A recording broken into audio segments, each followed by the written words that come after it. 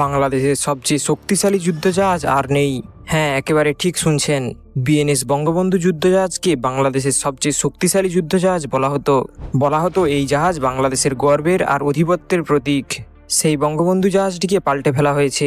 বর্তমানে তার নাম রাখা হয়েছে বিএনএস খালিদ বিন ওয়ালিদ। এতদিন আপনারা অনেকেই ভিডিও দেখেছেন কতটা শক্তিশালী বিএনএস বঙ্গবন্ধু যুদ্ধজাহাজ। এবার আমি আপনাদের এই ভিডিওতে জানাবো কতটা শক্তিশালী বিএনএস খালিদ বিন ওয়ালিদ যুদ্ধজাহাজ। তো চলুন শুরু করা যাক। 2000 সালের কাছাকাছি সাউথ কোরিয়ার নৌবাহিনীতে যোগদান করে একটি উলসান ক্লাস ফ্রিগেট। পরবর্তীতে বাংলাদেশ সাউথ কোরিয়া থেকে সেকেন্ড হ্যান্ড এই জাহাজটি কিনে চীন ও ইউরোপীয় অস্ত্র দিয়ে মডিফাই করে নেয়। জাহাজটি ওজনে 2500 টন। হ্যাঁ, এটা ভারত, চীন, আমেরিকার মতো দেশের জন্য ছোট আকৃতির জাহাজের সমান। কারণ শক্তিশালী জাহাজ বলতে অন্ততপক্ষে 7000 টনের ওপরের জাহাজকে বোঝানো হয়। কিন্তু বাংলাদেশের মতো গরিব ও ছোট দেশের জন্য এই জাহাজটি সবচেয়ে শক্তিশালী যুদ্ধজাহাজ। বেশি কথা না বাড়িয়ে এর অস্ত্রের ব্যাপারে জেনে আসি চলুন।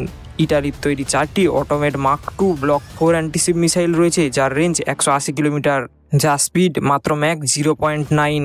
এটা যদি আপনি ভারতের কোনো ছোট জাহাজের সাথে তুলনা করেন তাহলে দেখবেন ভারতের জাহাজে ব্রাহ্মোস অ্যান্টিশিপ মিসাইল লাগানো রয়েছে, যার রেঞ্জ 300 থেকে 800 কিলোমিটার পর্যন্ত এবং স্পিড ম্যাক 3, মানে শব্দের চেয়ে 3 গুণ বেশি। যাকে কার সাথে কার তুলনা করছি। এবার বলি বাংলাদেশের জাহাজে কি এয়ার ডিফেন্স লাগানো রয়েছে। চীনের তৈরি 8টি FM-90 এয়ার ডিফেন্স সিস্টেম, যার রেঞ্জ 15 কিলোমিটার। কিন্তু বেশি স্পিডে আসা মিসাইলকে এটি ধ্বংস করতে পারে না। মিসাইল যখন 8 কিলোমিটার রেঞ্জের ভেতরে আসে তখন এটা তাকে ডিটেক্ট করে এবং ধ্বংস করতে পারে। এরপর জাহাজের আগের দিকে একটি সুপার র্যাপিড নেভাল গান রয়েছে এবং সাবমেরিন ধ্বংসের জন্য টর্পেডো টিউব। এই ছিল জাহাজটির অস্ত্রভাণ্ডার। তবে ভারতের মতো দেশের নৌবাহিনীর কাছে এর থেকে 3-4 গুণ বড় যুদ্ধজাহাজ রয়েছে, যা কয়েক গুণ বেশি শক্তিশালী অস্ত্র বহন করে।